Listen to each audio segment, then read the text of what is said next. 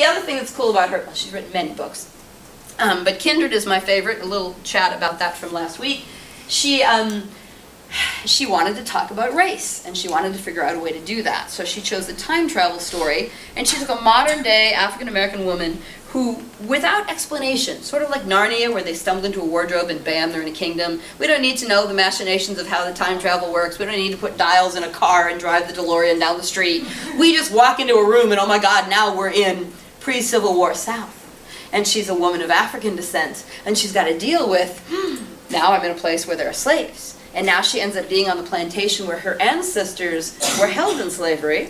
And she comes up with, drama. You want the big choice, the big question. She discovers that the way she can get back to her own future is she has to save the life of the plantation owner who owns her family on time for him to rape her great-great-grandmother, or she won't exist.